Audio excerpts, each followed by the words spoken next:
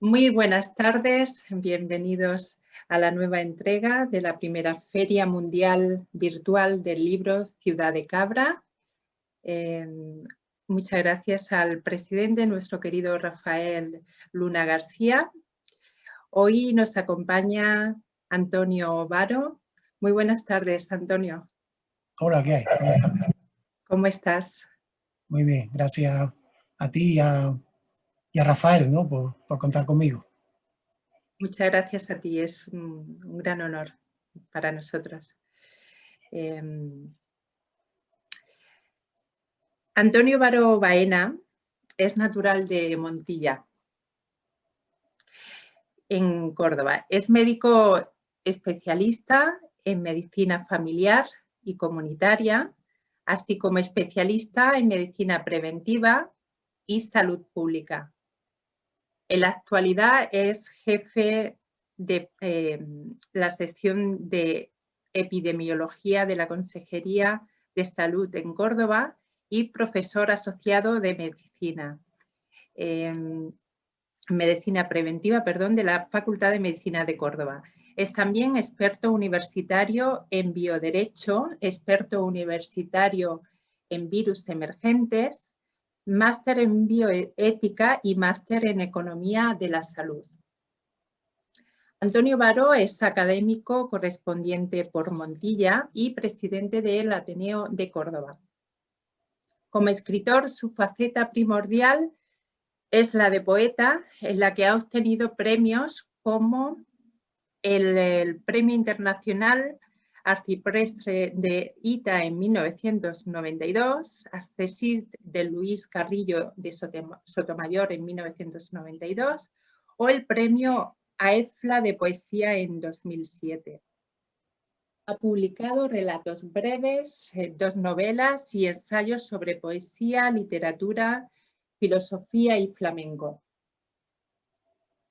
Asimismo, es miembro de jurados de poesía, entre los que destacan el Juan Bernier y Leonor de Córdoba. Ha sido director gerente de la Fundación Vicente Núñez, colaborador del diario Córdoba y de revistas literarias como Zubia, Propaganda Literaria, Astro, Cuadernos de Hiponuba y Turia. Es miembro de la Asociación Colegial de Escritores de España y de la Asociación Andaluza de Críticos Literarios. Antonio, ¿cómo compaginas todo esto que acabo de decir? La poesía como la profesión va por dentro y mientras trabajas en lo demás, ¿cómo es? Con trabajo, con ilusión y con vocación. Son los 3 pilares en los que se puede basar cualquier actividad, yo creo que de la vida. Y en concreto estas 2 actividades, estas 2 vocaciones, la literaria y por supuesto la profesional, ¿no? La vocación médica y la vocación literaria, ¿no? Mucho tiempo, pero de alguna manera algo que no obliga a nadie, ¿no? Es decir, que cuando uno tiene un entusiasmo por algo, una ilusión por algo, pues saca tiempo de donde puede. Hay tiempo para todo, ¿eh? Hasta para también darse algún escarceo de vez en cuando. Es decir, que si uno de alguna manera se administra, pues ir echando trabajo, por supuesto, y haciendo las cosas de una en una, ¿no? Que creo que es una regla que hay que seguir en la vida, pues se pueden hacer muchas cosas. Sí, pero yo creo que durmiendo poco. Si no, Sí, no se también, logra tanto. también, echarle horas, ¿no? Esa es cuestión de Claro, echarle horas. claro, porque ya escribir es una profesión, o sea, requiere, ¿no? Entonces yo admiro mucho cuando sois médicos o abogados y os dedicáis también a la palabra, es admirable. ¿Y cómo te viene la vocación de primero, no sé si es primero la de medicina, la de médico o ya el poeta empieza muy... Bueno, yo creo que casi surgieron casi al unísono, ¿no? Porque mi padre era médico también, en Montilla. Mi padre era de Aguilar, Rosauro Varo, pero era médico en Montilla, se casó con mi madre, que era de Montilla, Ah, era de y Aguilar, nació en mi padre Aguilar. era de Aguilar, Sí, sí, pero se casó con mi madre, que era de Montilla, y entonces vivieron en Montilla, él era médico de Montilla, en mi casa sí, había una consulta, una clínica, como le llamábamos, sí, y entonces, pues, en fin, yo veía la actividad de mi padre, y sí.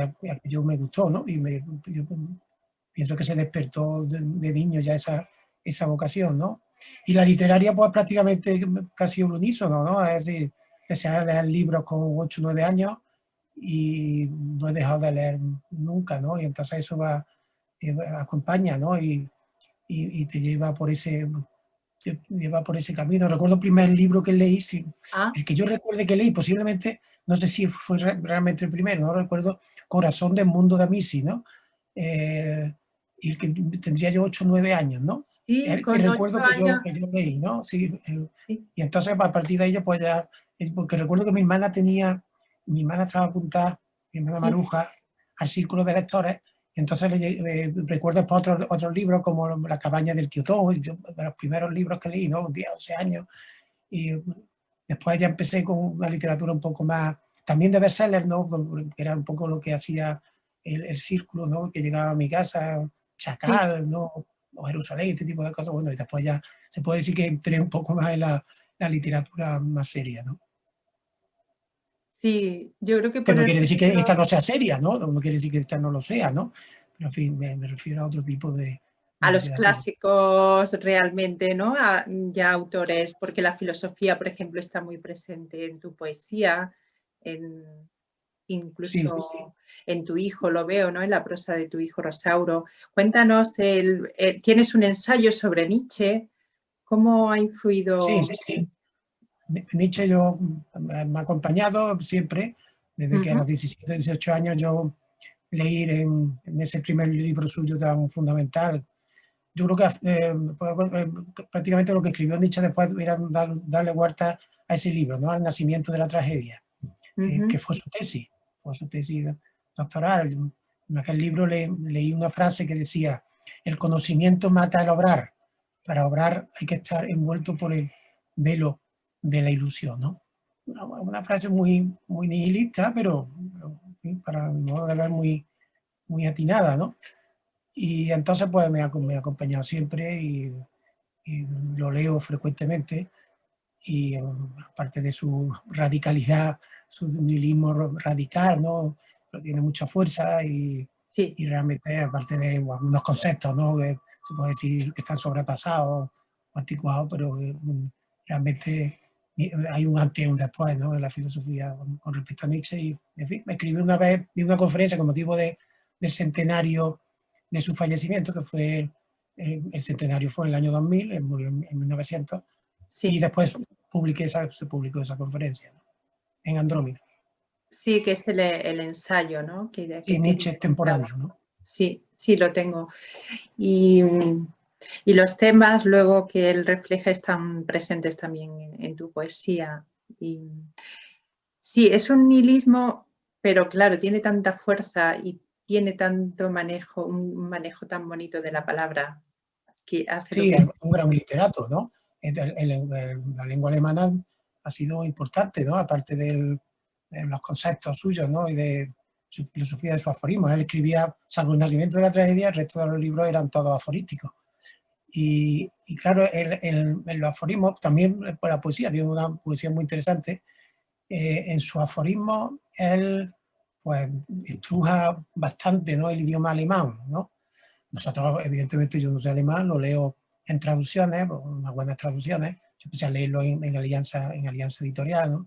Que tenía muy Sí, buenos traductores. sí, Y entonces, pues, realmente el idioma alemán también fue muy influyente, aparte de que él fuera filólogo, ¿no? Que yo creo que no está relacionado con este tema, ¿no? Y entonces yo creo que fue realmente importante a nivel filosófico, ¿no? Y también, pues, incluso tuvo su importancia en la lengua alemana, ¿no? sí. Ujú. Y lo decías antes, los conceptos, a mí es que me parecen pues clásicos, o sea, se pueden utilizar el eterno retorno, la voluntad de poder, o sea, son conceptos, son y que podemos Sí, son utilizar. conceptos, el de superhombre, por ejemplo, ha sido muy malentendido, muy Ah, maleado, es sí, decir, el claro. concepto de superhombre simplemente lo que significa es una postura radicalmente vitalista, ¿no?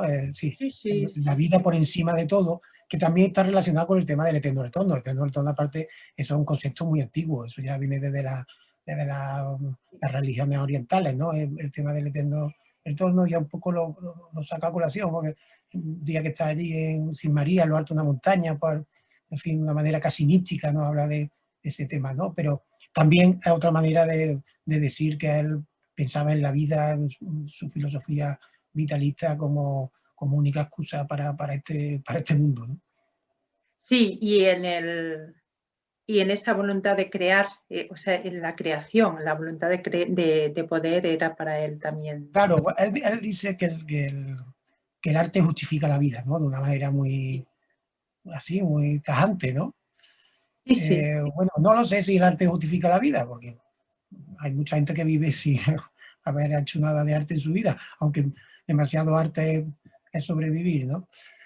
Pero realmente es un concepto nuevo, es un concepto que mete la estética profundamente en la filosofía contemporánea, ¿no? sí, sí. ¿Y, y por qué la especialidad en concreto que realizas? ¿Por qué te lleva y no dermatología o otra? ¿Por qué esa Sí, exactamente? a mí siempre me ha gustado la medicina a nivel individual, pues, tengo el título de médico de familia, pero también a nivel colectivo, ¿no? Poblacional. Entonces la epidemiología, sí, la medicina clínica pura y dura, es el individuo, el médico, el enfermo, a nivel epidemiológico, pues es algo más, ¿no? Es a nivel colectivo, es como si el paciente o el usuario, como se quiera llamar ahora, pues fuera la población, ¿no? Y eso es algo que siempre me ha atraído, que siempre me ha gustado por el análisis precisamente de qué es lo que ocurre poblacionalmente, y en eso consiste un poco la epidemiología, ¿no? El estudio de la salud y la enfermedad y de los factores de riesgo en una población, ¿no? Y cuáles son sus condicionantes. Eso puede decir que es la definición de epidemiología. Y eso me atrae siempre mucho, y después, pues la vida me ha llevado por ahí. Al principio hice medicina clínica pura y dura, ¿no? Y después pues tuve una oportunidad en hacer epidemiología, y ya pues hace ya más de casi 40 años pues ya seguí por ese camino. Claro. Sí, y me ha quedado muy claro lo que es un virus emergente, ¿eh? Porque estoy recordando cuando te pregunté el año pasado, hacia mayo así, que tenías un examen, me dijiste, tengo un examen, y yo te pregunté de qué, y cuando me dijiste de virus, un máster sobre virus emergentes, y digo, ¿esto qué es?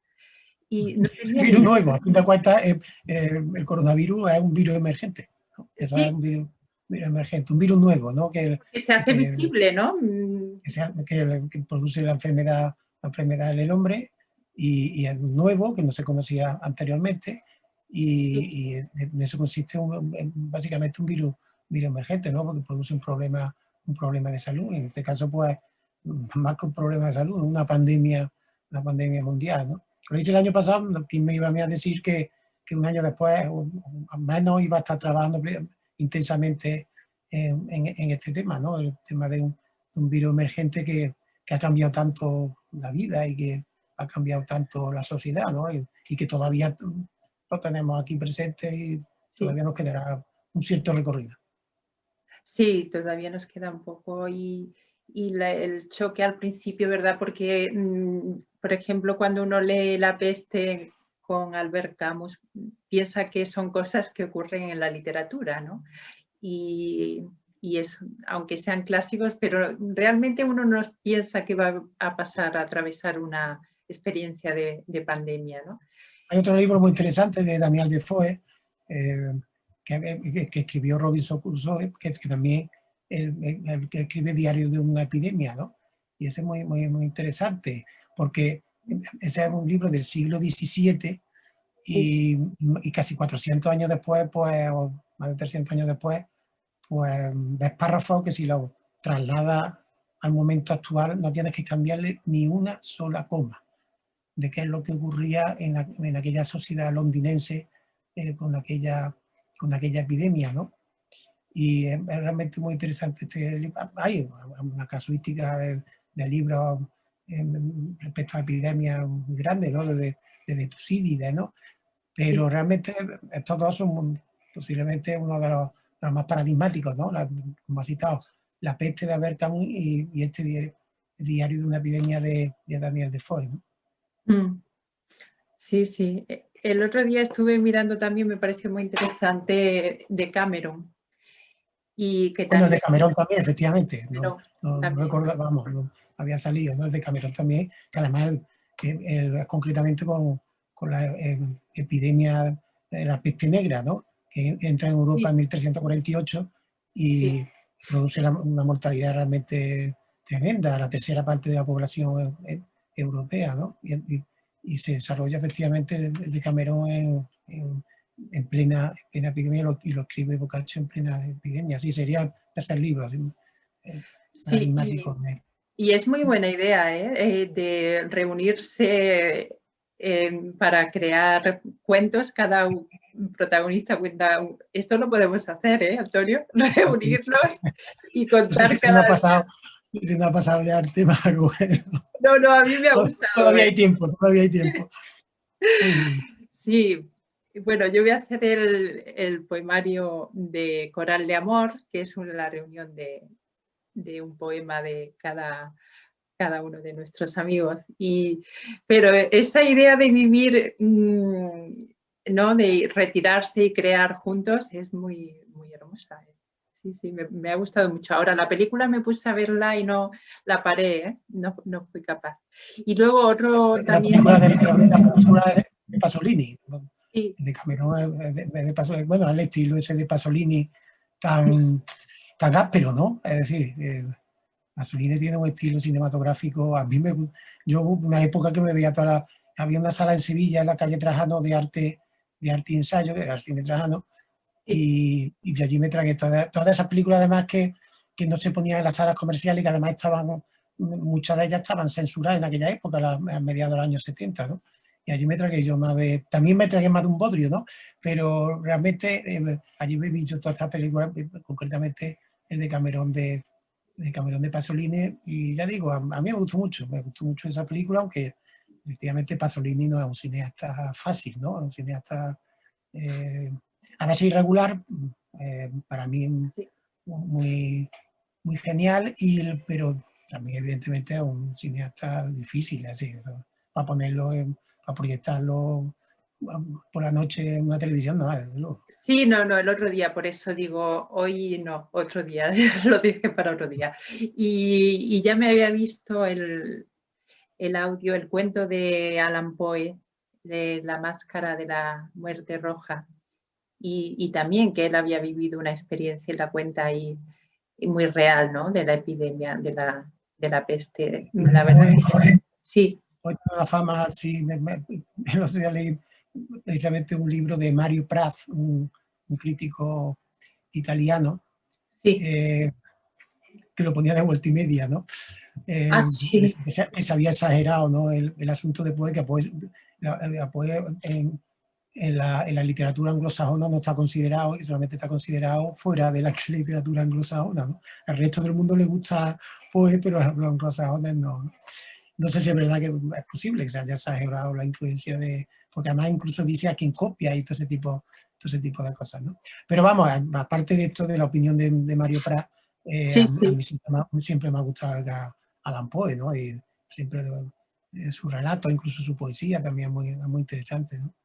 Sí, sí, sí, las descripciones. Y ese cuento en concreto no lo conocía, y me pareció muy, muy logrado, muy bueno. Muy impresionante, ¿no? La verdad que. Y todo esto que estamos hablando, el cine, la poesía, todo esto lo has proyectado también en tu actividad como presidente en el Ateneo. Me gustaría saber un poquito qué habéis hecho durante estos años que sé que no habéis parado, pero ahora con la pandemia ha tenido un poquito, pero seguís haciendo cosas. Sí, bueno, el Ateneo se divide, el Ateneo se fundó hace 30 años con el antecedente del Ateneo Casablanca, se fundó en 1984, así que este año hacemos del Ateneo de Córdoba estrictamente 30 años y hemos hecho una serie de actividades, lo que pasa es que hubo que pararla, evidentemente, por el tema de la pandemia. Pero hemos hecho hemos hecho youtubers, ¿no? Que no iba a decir al Ateneo que no íbamos a ser youtubers. Ateneo que empezó en un barrio humilde de Córdoba, en el polígono Guadalquivir, con la intención de su presidente y fundador, Antonio Perea Torres, realmente una de las personas importantes en la cultura de Córdoba, que de sacar quizás de aquel ambiente no conflictivo a los niños, de darle una oportunidad en la vida, ¿no? Y se fundó allí el Ateneo Casablanca en 1984 y después en 1990 hubo una solución de continuidad, el Ateneo de Córdoba. ¿Quién no iba a decir, ¿no? que nos íbamos a convertir en youtubers? Entonces lo que estamos haciendo son actividades que se graban o que se proyectan directamente en un canal YouTube que hemos realizado expresamente para... Es que la cultura ha sido de las cosas que ha habido más afectadas, ¿no? El Ateneo tiene varias sesiones, que es la sesión de poesía, la sesión de teatro, la sesión de cine, la sesión de literatura, y realmente pues le hemos puesto mano a la obra y realizamos unas 100 actividades anuales, ¿no? Quizás la sesión de poesía sea la que realiza más actividades, pero toda la sesión de música también. Y esta estructura pues, se puede decir en las grandes líneas culturales, ¿no? Y hacemos, ya digo, unas 100 actividades al año. 100 actividades. Sí, alrededor de unas 100 actividades, entre 80 y 100 actividades, ¿no? Hombre, yo creo que pocas entidades culturales tienen, con además una cuota modesta, pero sobre todo mantenido por el trabajo de los propios ateneístas, ¿no? Sí, yo lo he vivido y sé, ¿no? Todo el trabajo que ha continuado y de flamenco, o sea, la importancia, ¿no? De flamenco también se me había olvidado, efectivamente. De flamenco que también tiene, porque el Ateneo surge precisamente con la poesía y con el flamenco, ¿no? Es curioso, las dos primeras escenas que se crean son la poesía y el flamenco, después el teatro, y después va añadiéndose alguna más, ¿no? Pero realmente con el flamenco y con la poesía, con ese ambiente y con los poetas y con los flamencos, como realmente se crea el Ateneo de Córdoba, ¿no? Y está pues, el humus en el origen de nuestro Ateneo, ¿no? Y entonces realmente tiene una gran importancia esta actividad, ¿no? Como todas, evidentemente. Sí, y ahora estoy viendo algunas entrevistas y algunos compañeros recitando. Me está encantando el trabajo a través del canal YouTube. Sí. Estamos dando oportunidad no solamente, normalmente socios del Ateneo, pero también a personas que consideramos oportuno, no siendo socios, que colaboren con nosotros y nos aporten pues su visión de la poesía y su carácter poético, ¿no? Sí, el Ateneo siempre abierto, ¿no? Y la verdad, nosotros nunca hemos curado por atrás, o sea que eso es, los actos del Ateneo siempre han sido abiertos, ¿no? Y esperemos que cuando vuelva las actividades presenciales, pues va a seguir haciéndolo, obviamente.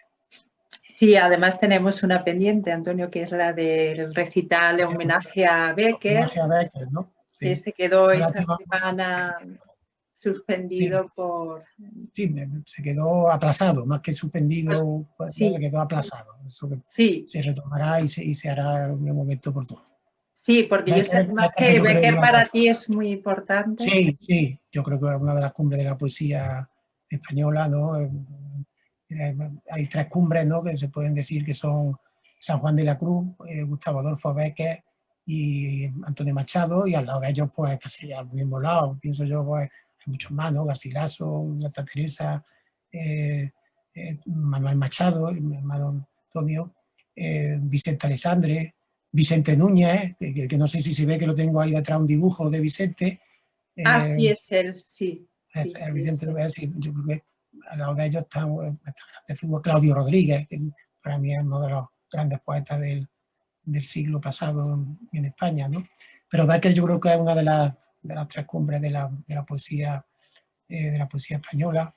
El problema que ha tenido Bécquer, obviamente, es que ha sido tan manoseado, lo mismo el problema que ha tenido también Antonio Machado, ha sido tan manoseado que, pues claro, que ya realmente a veces cuesta trabajo captar, ¿no?, la esencia poética de los poemas de ellos, de tan escuchado que lo hemos tenido, ¿no? Y a veces incluso ha sido utilizado, en el caso de Antonio Machado, pues, políticamente, a veces de una manera torticera o interesada. Pero bueno, aparte de eso, yo creo que realmente estamos hablando en el caso de Bécquer, ¿no? Yo creo un poeta romántico, pues una de las cumbres de la poesía española y de los poetas, yo creo que más influyentes, ¿no?, en la poesía española posterior a él, por supuesto. Sí, sí, sí, así es. Sí, te iba a comentar que hicimos por videoconferencia. Ya os enviaré algunos recitales se llevaron a cabo por videoconferencia, pero el nuestro lo vamos a hacer presencial. Tenías hoy para presentarnos este libro tan bonito, titulado Polvo y Sombra, que está publicado en Ediciones de Papel. Y a mí me encanta, Antonio, te doy la enhorabuena porque es que está tratado, cuidado, con tanto amor en cada detalle, está todo, ¿no? Hecho a mano, como tú querías, cada detalle, has pensado en cada detalle. Y sí, yo quería hacer una edición especial. Estos poemas los escribí en pleno confinamiento y de temática amorosa, pero alejado absolutamente de lo que estaba pasando en aquel momento. Sí. Y entonces yo quería hacer una edición especial, una edición corta, una edición que fuera algo, no sé, que se saliera de lo habitual en la edición de poesía. Yo creo que se ha conseguido. La portada un dibujo de Ginés Liébana, ¿no? Sí, Ediciones de Papel ha hecho una magnífica labor, y el título Polvo y Sombra hace referencia a una máxima de Horacio, una máxima horaciana que dice pulvis et umbra sumus, ¿no? Polvo y sombra somos. Pues de ahí me he inspirado para el título, y ya digo que es temática amorosa, ¿no? Quizá para contrarrestar esa tragedia, esos anuncios continuos de muerte y de dolor, ¿no?, y de sufrimiento. Sí, yo creo que en aquel momento salieron muchos poemarios. La amante, yo también lo escribí durante esos meses porque yo necesitaba, bueno, fue una borrachera de poesía. Era para soportar el choque de lo fuerte, ¿no?, que nos vino al principio, y poder ir. Yo creo que tuvimos, muchos teníamos la poesía y han salido libros tan bonitos como el tuyo. Bueno, yo no me planteo hacerlo por eso. Yo poesía, se escribe poesía, pienso en general, cuando se puede, no cuando se quiere, ¿no? Evidentemente, si te encargan un poemas coyunturales y poemas de encargo, se hace y se escribe, y puede salir hasta bonito, pero la poesía auténtica, poesía de verdad, es cuando te sale, cuando te sale la inspiración, o te sale la musa, o como quieras llamarlo, el tópico. Pero ya digo, se resume mejor la frase cuando se escribe, poesía cuando se puede, no cuando se quiere, ¿no? Pero claro, evidentemente, si se vive en momentos determinados y se vive en circunstancias determinadas, pues si se vive en ausencia, si se vive en determinado tipo de situaciones personales, pues surge, ¿no? Pero ya digo que en realidad no es que porque hubiera una circunstancia especial voy como objetivo a hacer esto, no, sino simplemente que surgió. Eso sale a borbotones, y de hecho yo suelo escribir los libros míos, la mayoría se han escrito, no he escrito tampoco mucho, bueno, no sé si hay alrededor de 18 o 20 libros publicados en 40 años. Así que tienes muchísimo. Que tampoco es demasiado, bueno, no sé, quizás tampoco es demasiado. Son libros cortos, libros unitarios, y Y realmente yo siempre he escrito así, ¿no? Aunque cuando libros que escribe en una semana, que escribe en 15 días, aunque después te tiras corriéndolo o no lo publiques a lo Años, mejor claro. a tarde años en publicarlo, porque una cosa es el tiempo poético y otra cosa es el Sí. tiempo cronológico, que no tiene nada que ver. Evidentemente, si en la poesía se nota el tiempo cronológico, o quizás no sea tan buena la poesía debe Ujú, ser más sí. extemporánea, ¿no? Ujú.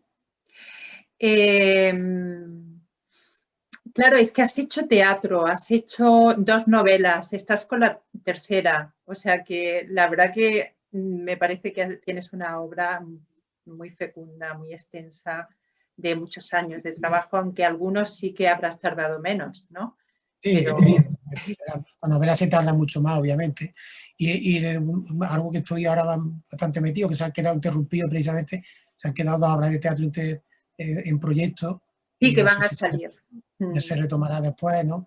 Llevo ya por unos 10 años aproximadamente pues, escribiendo teatro, ¿no? He tenido la suerte de que prácticamente todas las obras que he escrito pues, se han representado. De hecho, la visita se estrenó en el Gran Teatro de Córdoba, la obra de Sí. teatro Leonor se estrenó en el Teatro Góngora, en fin, que he tenido suerte al respecto. Bueno, he encontrado con una gente que realmente sabían de qué iba el tema y la verdad que estoy muy satisfecho de eso y quiero retomar otra vez la escritura de teatro, pues ahora cuando saque los par de libros que tengo previstos.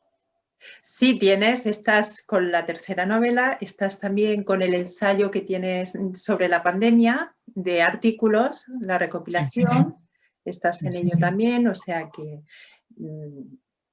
por eso me No, parece no una estoy obra aburrido fecunda, en ese sentido. extensa. ¿Cómo? Que no estoy aburrido en ese sentido, No, que no. tengo tarea. ¿Y nos puedes recitar algún poema, por favor, de este? Porque si nos da tiempo también me gustaría que nos sobre otro poemario. Eh, a ver, ¿qué nos Bueno, vas pues a...? Polvo y sombra, Sí, el poema está numerado, no tiene título, es sí. el 5, ¿no? El quinto. Un hombre espera en las calles y habitaciones vacías a una mujer, porque sabe que las calles son los caminos del amante y sabe que el tiempo es como una tela colgada de los árboles y que el amor es lo que fenece y día a día mira las calles, las cruza con la mirada y deja los ojos abiertos como si fueran ventanas y luciérnagas para ver al hombre que espera en la calle. Allí quedará para siempre y ella cerrará los ojos para no ver el hombre que espera en la calle.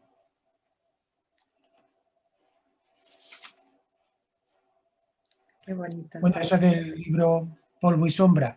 Sí, Si quieres leer alguna más de La casa, de otro...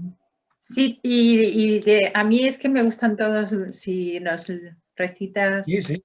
por favor, ¿Uno otro más de de... Polvo y Sombra? Sí. Sí, estoy abusando del No, tiempo. no, no, lo que quieras, ¿no? Voy a leer, por ejemplo, Es que este son más todos, cortito, todos muy bonitos. el poema 2. Ujú.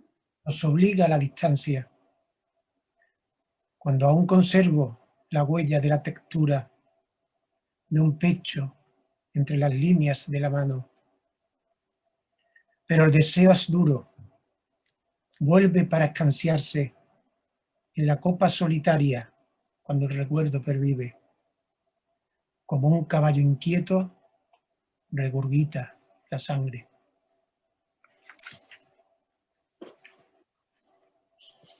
Qué bonito, Antonio. Y si quieres el último de Polvo y Sombra, Sí, sí, por favor. Sí, sí. el 12.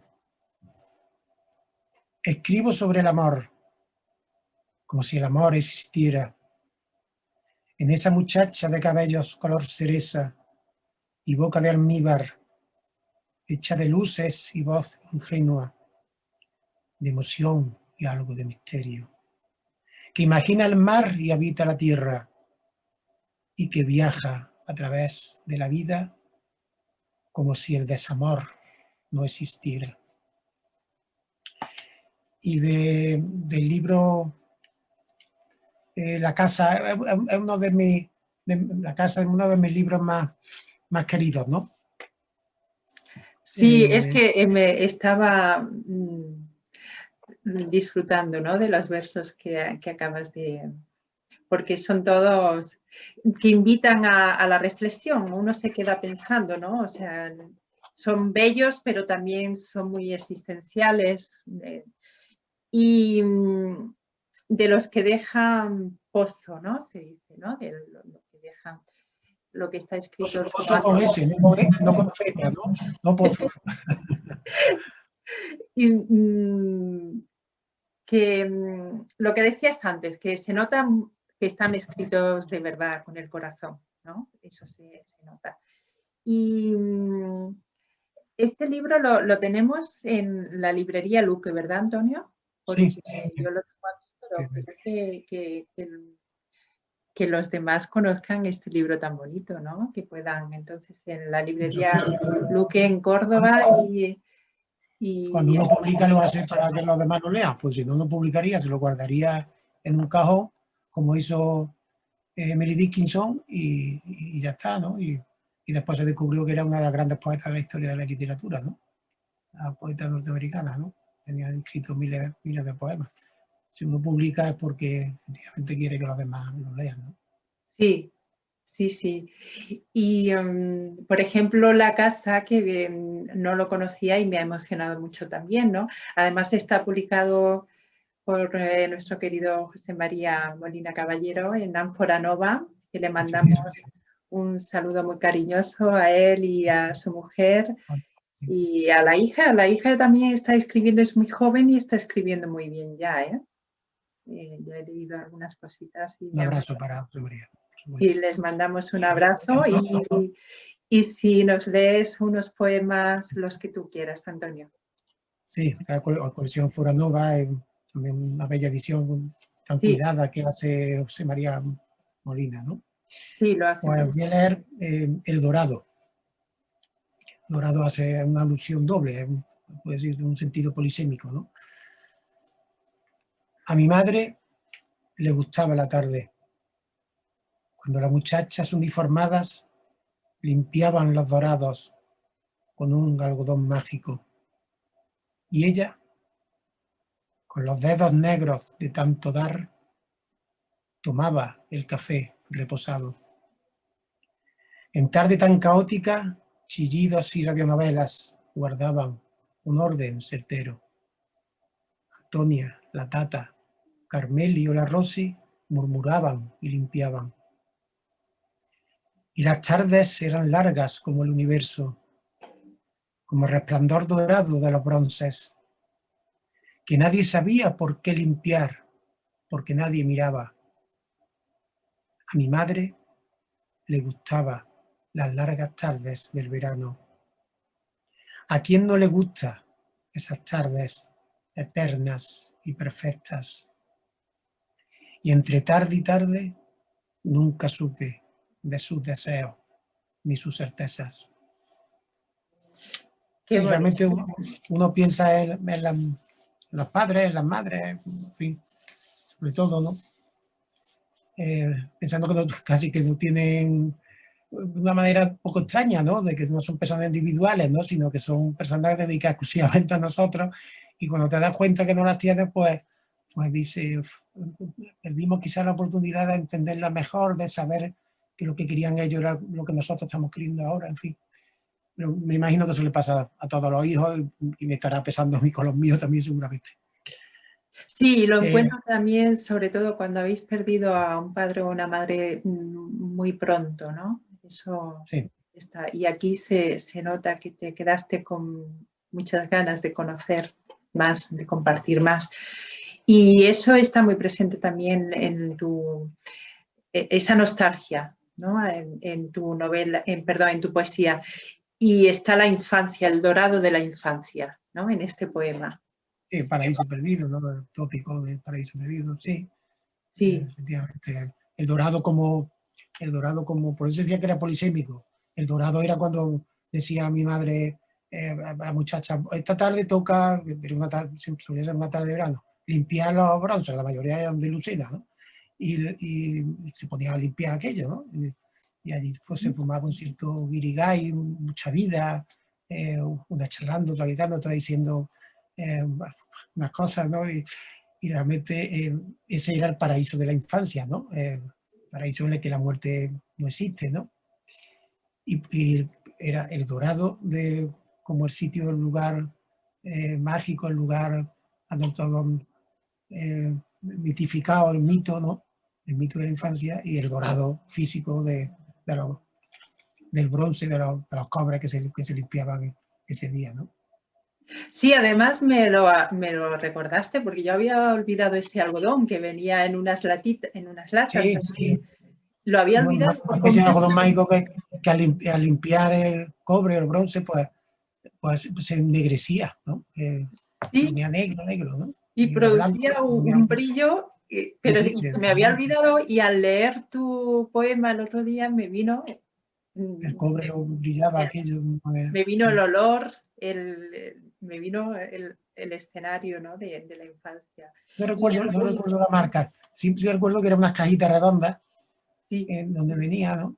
Pero bueno, la marca no lo recuerdo. Es algodón mágico, ¿no? Supongo que alguien lo sabrá, ¿no? Lo recordará. Sí, sí, lo vamos a investigar. No me acuerdo tampoco. Y luego el ruido, ese bullicio cotidiano, pero en el que hay también una serenidad, una calma en momentos, ¿no? Del café de la tarde, como que hay a mí cuando pasa el sonido del pan, el sonido cuando El olor, ¿no? Porque, claro, yo creo que uno de los sentidos es uno de los más fuertes, que quizás sea más fuerte de evocación. Yo creo que el sentido más evocador es sin duda el olor, ¿no? sí, Eso va directo al cerebro, ¿no? A sí, sí, través sí. de de los nervios que conectan con el cerebro, y yo creo que es el sentido más evocador, ¿no? Más que la vista, más que el oído, más que incluso que el gusto, ¿no? El gusto también es una mezcla de papila gustativa y de olor, ¿no? Y realmente, pues, eso, el olor al café, ¿no? De la tarde, a las tostadas, en fin. Sí, Antes se merendaba, porque ya eso es una costumbre que se ha perdido, ¿no? Ahí te comes después la cena, ¿no? Y merendar ya, pues, algunos niños, ¿no? Le daban algo de chocolate y de grasa saturada, ¿no? sí. Y que no son Sí, yo insaturadas. lo confieso, yo tomo chocolate, me tomo un café, yo no perdono la merienda, para mí es, sí, sí. A mí también me gusta, pero bueno, eso ya también se ha perdido un poco ese tema, ¿no? Si Sí, quieres leer otro poema de la casa, sí, me gustaría que leyeras el que tú quieras porque me gustan, todos los que he leído me han gustado. pues este que dice, se titula La pared. Es Ujú. referencia, en mi casa de Montilla pues tiene un patio, el jardín le decimos, Sí, y después hay una bodeguita de vino, sí, y, y hay como una pared que tiene varios pisos, una pared que no está, ya hace mucho tiempo que no está blanqueada, ¿no? Entonces está con unos grises así, con unos desconchones, unos grises que recuerda mucho, esos grises me recordaban los cuadros de Antonio López, ¿no? Que además suele atravesarlo a veces con una raya, ¿no? Y entonces pues me recuerda a algunos cuadros de Antonio López. Entonces hice este poema que se titula La pared. Antonio López, el gran pintor realista, ¿no? de la Gran Español. Vía. Eh, bueno, él es si no recuerdo más, de Tomelloso, es de Ciudad Real, ¿no? Sí, él es castellano. Sí, no lo digo porque lo nombras en el poema. La pared. Como si Antonio López hubiera viajado a este cerro a dejar sus pinceles sobre el suelo de Montilla y a montar el caballete a la espalda de una casa desierta. Altas paredes grises, ladrillos como exemas, sobre un muro de silencio. Ventanas como ojos que miran un suelo de verde brizna. Sobre la plomada no resuelta del peso incierto de un edificio inacabado, las palomas navegan con el color zafio de sus plumas. Camufladas en los desconchones olvidados, en miedos infantiles como espectros enterrados. Antonio López pintó la Gran Vía, herida con un pincel de grisura. Mi pared se eleva y se eleva y ya no necesita de la pintura. Sí, En fin. qué bonito, porque has construido una pared con palabras, ¿no? Como el arte, podemos con el pintor con el pincel, el poeta con las palabras, ¿no? Puede construir una realidad y veo que te inspira, que ese es tu proceso creativo, ¿no? Que te inspira, ¿cómo es? De pronto eso que me has dicho, pero si escuchas una música, si escuchas o ves una imagen, una fotografía, ¿cómo es tu proceso? Sí, surge, he dicho a borbotones, ¿no? Como un vórtice, ¿no? Y de pronto viene una palabra, a veces una sola palabra, tiras del hilo, ¿no? Y te va saliendo una palabra, una sensación recordada, porque ahora recuerdo que lo decía Pablo Neruda, no se puede escribir con la emoción del momento, y lleva razón, esos son los peores poemas, ¿no? Los que escribe con la sensación, con la emoción del momento.